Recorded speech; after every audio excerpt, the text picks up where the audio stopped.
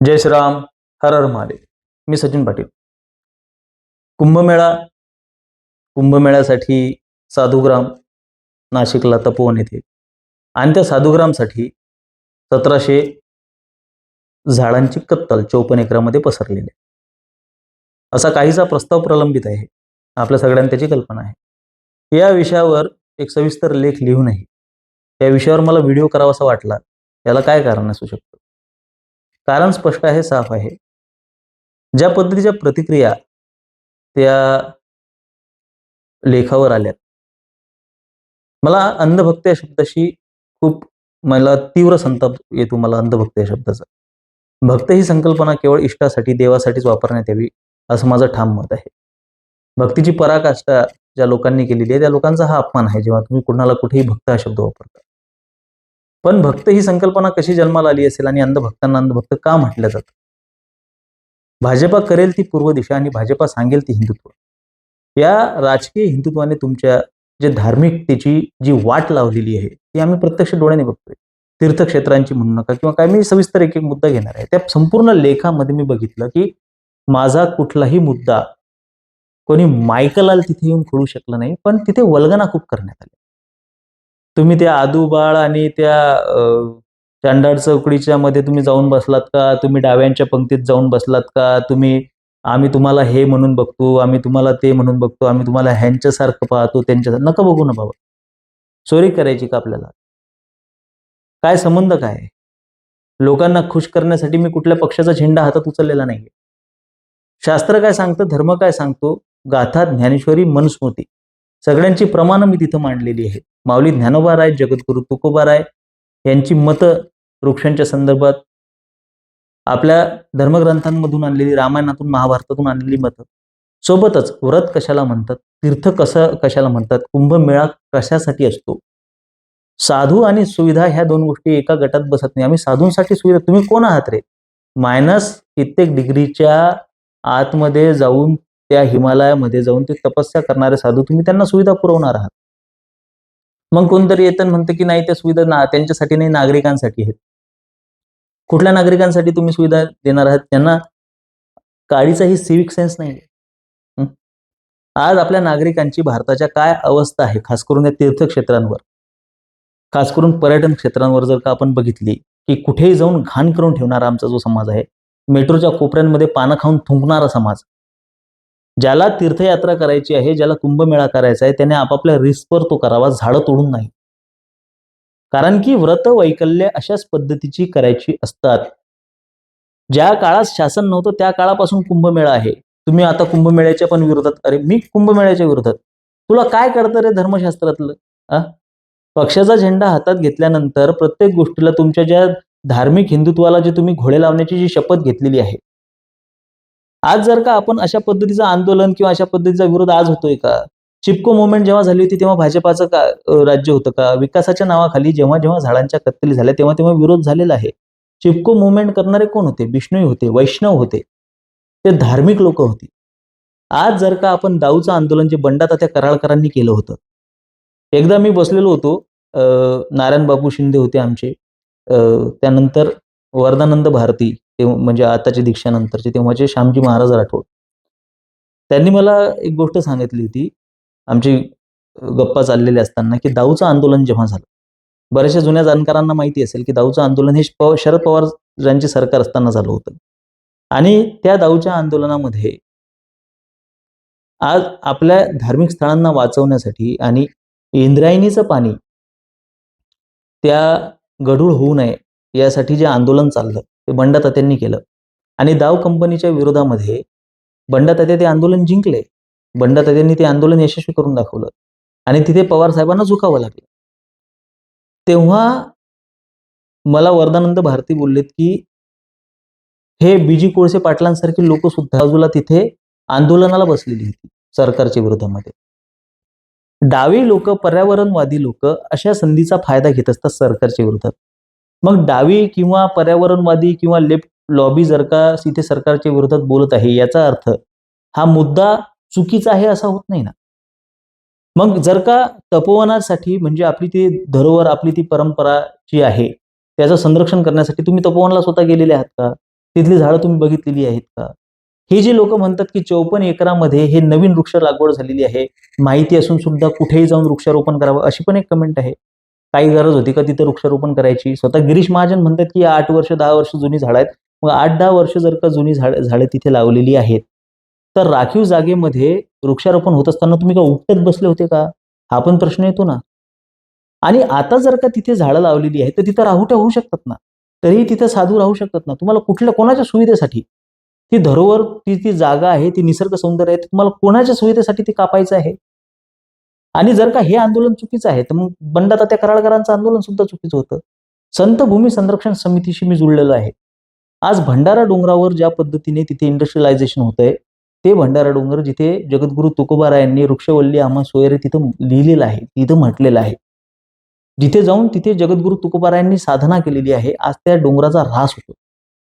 तिथे पर्यावरणवादी म्हणू नका किंवा तीर्थक्षेत्रांची जोपासना झाली पाहिजे. ती त्यांची महती, त्यांचं महात्म्य, त्यांचं पावित्र्य, त्यांचं मांगल्य कायम राहिलं पाहिजे यासाठी वारंवार आंदोलनं होतात आणि ते होत राहतील आणि होत राहायलाच हवे.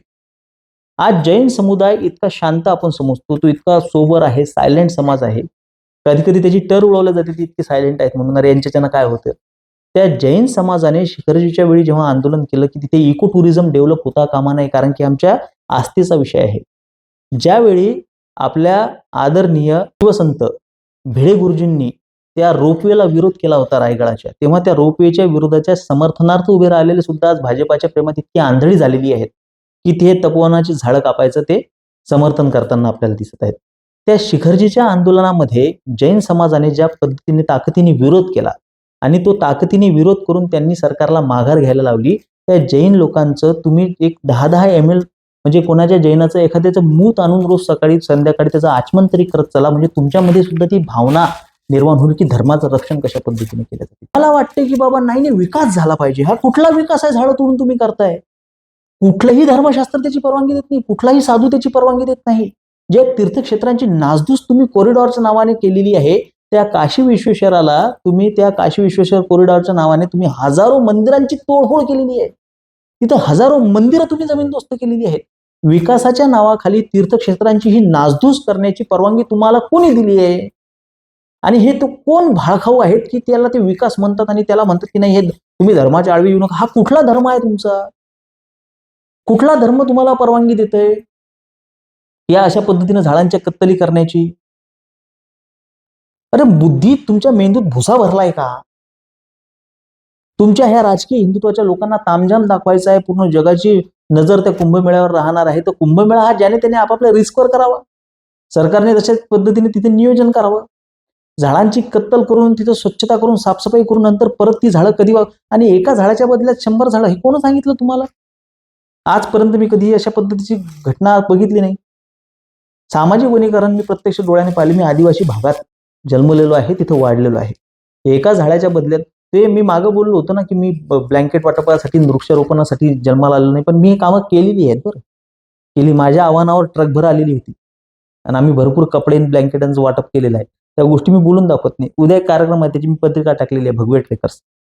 त्यांच्यासोबत एक कार्यक्रम आहे, आमची सहल जात असते, आम्ही गड किल्ल्यांवर जात असतो. असे बरेचसे उपक्रम आम्ही करत असतो. तर त्याच मुलांसोबत, त्याच कार्यकर्त्यांसोबत भर पावसात संगमवाडीच्या भागामध्ये आम्ही वृक्षारोपण केलं होतं. एक आले बाबा आमचे पेंढारकर नावाचे काका, म्हातारं समर्थक त्या भाजपाचं. स्वतः काही करायचं नाही, लोकांना काही करू द्यायचं नाही. अरे म्हाताऱ्या, एक पैर कवर मी एक पैर केले की चिलके पे. एसी खाली बसून तू लोकांना शहाणपणा शिकतोय. सचिन पाटलांना काही केलं नाही. तुला ते बोलायचा अधिकार आहे का? हा? ते जेव्हा आम्ही वृक्षारोपण केलं ना, भर पावसात केलं. आज दुपारी आमचं बोलणं झालं त्या विषयावर. म्हटलं ती झाडं कुठे गेली? म्हणजे फुटपाथसाठी, रस्त्याच्या रुंदीकरणासाठी ती झाडं कापून टाकली. त्याच्या बदल्यात तुम्ही झाडं कुठं लावली? म्हणजे आम्ही झक मारली रात्रभर ते पावसात झाडं लावायची काय गरज होती? कारण की सगळीकडे पाऊसच पाऊस होता आणि ती आम्हाला लावायची होती. त्यातली आम्ही कित्येक जगवली. जी जंगलाच्या भागात लावली ती जगली. शेताच्या कडेला लावली ती जगली. शेतकऱ्यांच्या शिव्या खाऊन आम्ही झाडं लावली. अरे बांधावर झाड लावू नका, त्याच्यामुळे पीक होत नाही. तुम्हाला कल्पना आहे या गोष्टीची?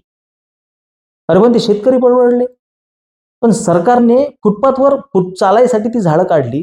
मला सांगा, चालता चालता झाडाला टक्कर लागून कोणी मेल्याचं तुम्ही बघितलं का? फुटपाथवरची झाडं काढता तुम्ही. काय लॉजिक बनतं? हा कुठला विकास आहे? कुठला नागळा विकास तुम्ही करताय? काय सेन्स बनतो या गोष्टीचा? अरे मग ती झाडं काढल्यानंतर तुम्ही लावली कुठं? त्याचा डेटा तुमच्याकडे आहे का? जेव्हा डेटा मागायला जातो तर सगळं काय सरकारनेच करायला पाहिजे का? सगळ्या सरकारने का तुमच्या घरी डेटा आणायला पाहिजे का? अरे भोसडीच्या, तू जेव्हा शंकराचार्यांनी देशासाठी काय केलं हे विचारतो, तेव्हा शंकराचार्यांनी का तुझ्या कानात येऊन सांगायला पाहिजे का, की करपात्री महाराजांनी जेल भोगलंय, नित्यानंद सरस्वतींचा हात तुटलाय, त्यांनी गोरक्षणासाठी, त्यांनी धर्मासाठी, आतापर्यंत धर्मजागरणासाठी काय काय केलं हे तुला शंकराचार्यांनी घरी येऊन सांगायला पाहिजे. आणि सरकारला आम्ही जेव्हा डेटा मागतो, की तुम्ही एका झाडाच्या बदल्यात 100 झाडं कुठं लावली आम्हाला दाखवा. तुझ्या मायेच्या अंगणात लावली का मागं? कुठं लावली तुम्ही एकाच्या बदल्यात 100 झाडं? मी तर आतापर्यंत डोळ्यानं बघितली नाही, प्रत्यक्ष बघितली नाही. तुम्हाला डेटा मागितला तर तुमचे हात वर आहेत. लाजा वाटतात का आपल्याला असं बोलताना, की सरकार सरकारचं काम करते, विकास म्हटलं की तुम्ही आळवे येता? हा कुठला विकास आहे? तीर्थक्षेत्रांवरच विकास करायचा आहे का तुम्हाला? एक सालं म्हणजे सरकारचे ते कुठलीही गोष्ट असो, ते चुकीच्या गोष्टी गव्हर्नमेंट करते का हजार गोष्टी चुकीच्या करते. तुम्हाला या साधू संतांची, तुम्हाला धर्माची एवढी चाळ आहे, एवढी जाणत आहे, त्या नाशिकातच तुम्ही जर का त्या घाटावर फिरलात ना, तर ते केस रंगून ते कोंबड्याच्या तुर्यासारखे झिपरे फिरतात त्या घाटावर, धर्माची विटंबना करत. त्या लोकांना तुम्ही आळा घाला. तिथे उठ बस दिवस रात्र कधीही कोणी उठतं त्या काळाराम मंदिरात जाऊन रामाची विटंबना करतं. त्या राम मंदिराच्या बाहेर 2 झेंडे लावलेले आहेत. बुद्ध विहाराच्या बाहेर तुम्ही भगवा झेंडा लावू देणार का? मग राम मंदिराच्या बाहेर तुम्ही जे शक्ती प्रदर्शन करून ते 2 झेंडे लावले, कोई हमारा क्या उखाड़ लेगा, ये हमारा राज है. तिथं ते मध्यंतरी बौद्ध भिक्खूनी गेला, मला तिथली पोरं सांगत होती. ते माईकवर बोलत होती ती बाई, की बाबा तिथं जाऊन फक्त मूर्ती बघा, कोणी ते मूर्तीचं दर्शन घेऊ नका. ती रामाची विटंबना नाही का? मध्यंतरी कोणी हातानंच पॅम्पलेट छापल्यात आणि कमरेला झाडून तोंडाला मळकं बांधू असं तसं त्यांच्याच लोकांनी त्यांच्यातल्या त्यांच्यात त्यांनीच जाऊन तिथे परत त्या मंदिराची विटंबना केली. रोज सकाळ, दुपार, संध्याकाळ उठता बसता त्या मंदिराची विटंबना होती. तिथं तुम्ही दाखवा ना तुमचा किती दम आहे तर. त्या पालघरच्या साधूंवर जो अत्याचार झालाय, त्यांना दगडाने ठेचून मारण्यात आलं, लाठ्या-काठ्यांनी ठेचून मारण्यात आलं. त्या माणसाला तुम्ही भाजपात प्रवेश देता तेव्हा तुम्हाला लाज वाटत नाही का? नाही ती बातमी खोटी होती, खरी होती. अरे त्याची शहानिशा करा ना. तिथं त्या पद्धतीने साधू संतांना तुम्ही न्याय द्या ना. अशा पद्धतीच्या बातम्या पसरतातच कशा काय? आणि तुम्ही ते पक्षप्रवेश देताच कसा काय? अरे ज्या मध्य प्रदेशमध्ये भाजपाने रामाच्या, प्रभू रामचंद्रांच्या विरोधात ॲफिडेव्हिट दिलं, किती लोकांना माहित आहे? श्रीकृष्णांना अफवाखोर तुमचे जर का माननीय मोहन भागवत म्हणतात, आणि त्याही पेक्षा महत्वाची गोष्ट म्हणजे की हंस आणि डिंबिकाला समलैंगिक म्हणतात. त्याच्या विरोधात सुद्धा मोहन भागवतांवर केस चालते. झोपीत आहात का तुम्ही? तुमच्या तर त्या धार्मिक धोरणांनी तर वाट लावली आमच्या धर्माची. या अशा पद्धतीच्या कित्येक गोष्टी जर का बाहेर काढत बसलो तर भाजपाची लोक नागडी होऊन रस्त्यावर फिरतील. आपल्याला लाज वाटायला पाहिजे की ज्या पद्धतीने आपण धर्माच्या मौलिकतेला हात लावतोय, आपण ज्या पद्धतीने धर्माचे मौलिक तत्व सुद्धा त्याचं संरक्षण करू शकत नाही, साधू संतांचं संरक्षण करू शकत नाही, हिंदू अस्मितेचं संरक्षण करू शकत नाही. आपला पक्ष स्वतः प्रभू रामचंद्रांच्या विरोधात ॲफिडेव्हिट देतोय, तेही सरकारच्या माध्यमातून. ते ॲफिडेव्हिट वाचा तुम्ही. 73% 75% आरक्षणाची शिफारस जेव्हा केली मध्य प्रदेश सरकारने, तर प्रभू रामचंद्रांना घ्यायची काय गरज होती रे भोसडीच्यांना? जेव्हा सीजेआय जेव्हा आपल्या विष्णूंच्या विरोधात बोलतात, तेव्हा उत्तरेपासून तर दक्षिणेपर्यंत सगळ्या विद्वानांनी त्याच्या विरोधात जेव्हा आवाज उठवली, तेव्हा महाराष्ट्र भाजपातली लोक सुपारी घेतल्याप्रमाणे त्यांच्या बाजूने, गवई साहेबांच्या बाजूने बोलत होती. तेव्हा मी बघून मला फार वाईट वाटलं त्या गोष्टीचं. अरे नाही, त्यांना तसं म्हणायचं नव्हतं. त्यांनी इतकी मंदिरं बांधलेली आहेत, हे केलेलं आहे, ते केलेलं आहे. म्हणजे पूर्ण लोक येडीन. तुम्ही महाराष्ट्र भाजपाच फक्त हुशार. इथलीच लोक फक्त हुशार. आणि लेट हिम एक्सप्लेन ना. न्यायाधीशाचं वकीलपत्र घेणारे तुम्ही कोण आहेत? त्यांना सांगू द्या ना. नाही नाही, न्यायाधीश कसे काय, त्यांचा तो अपमान आहे. आज जर का या संघ भाजपाच्या काही शाखा आहेत, त्यांना मी बघितलंय की बाबा नाही नाही, हे फारच चुकीचं झालंय, सीजेआयना विरोध होताच कामा नाही, त्यांनी जे केलं ते योग्यच होतं. अरे लाज वाटली पाहिजे तुम्हाला.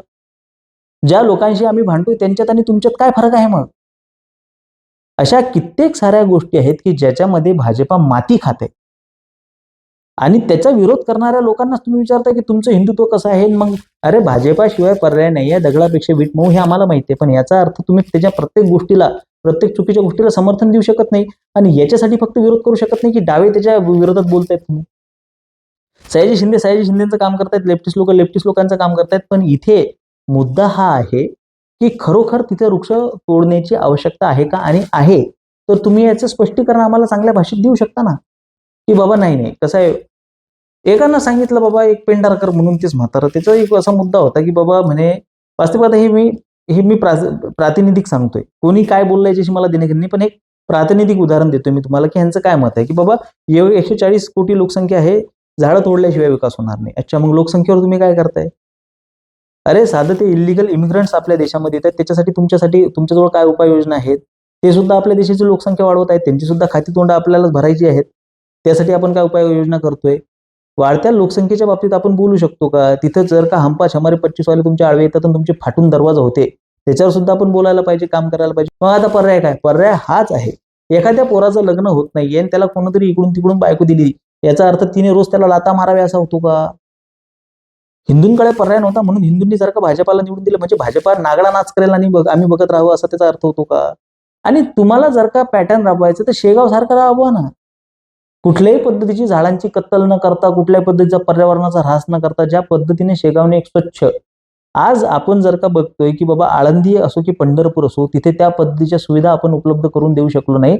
जसं शिवशंकर पाटलांनी शेगावचं मॉडेल उभं केलेलं आहे, तर सरकारने स्वतः आत्मपरीक्षण करावं की आपण तीर्थक्षेत्रांसाठी मंदिरं पाडून कॉरिडॉर बनवून आपण काय करतोय. त्यापेक्षा आपण मूलभूत सुविधा तिथे द्याव्या. आळंदीला जर का तुम्ही बघितलं तर तिथे पुरुषांना ह्या गोष्टीची कल्पना असेल की पार्किंगच्या बाहेरची मुतारी बघा आणि त्याच्याच बाजूला इंद्रायणी आहे. लाज वाटत नाही आपल्याला? आपण साध्या बेसिक सुविधा जर का लोकांना देऊ शकलो नाही, तर कुठल्या तोंडाने आपण कॉरिडॉर बनवण्याच्या आणि तपोवन कापण्याच्या गोष्टी करतोय? ह्याचा आणि त्याचा काय संबंध? अरे ह्याचा आणि त्याचाच संबंध आहे. तोही धर्माचा मुद्दा आहे, हा धर्माचा मुद्दा आहे. झाडं तोडायला तुमच्याकडे बजेट आहे, झाडं तोडायला तुमच्याकडे लोक आहेत.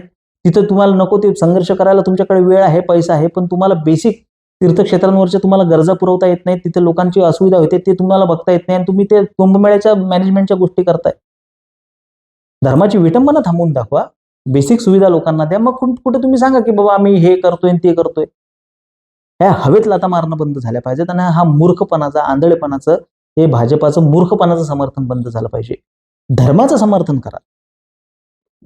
ज्या पद्धतीने धर्मग्रंथ काय सांगतात तिकडे लक्ष द्या, त्याच्याकडे लक्ष द्या, तिकडे फोकस करा. भाजपा सांगतो तो धर्म नाहीये. धर्म हा आपल्या धर्मग्रंथांमध्ये विशद केलेला आहे, नमूद केलेला आहे. त्याच्यानुसार आपण वागलो पाहिजे, त्याच्यानुसार आपण चाललो पाहिजे. माझे विचार पटत असतील ते तर पटणार तर नाहीतच बऱ्याचशा लोकांना. कारण की आम्ही तरक्की की फसल हम भी काट लेते, अगर थोडेसे तलवे हम भी चाट लेते, चाटण्याची आमची पद्धत नाहीये, ते आम्हाला जमत नाहीये. खालच्या मानेनं आम्ही तिथं उभं राहू शकत नाही. त्याच्यामुळे विचार पटत असतील तर सहकार्य असू द्या. धन्यवाद. जय श्रीराम. हर हर महादेव.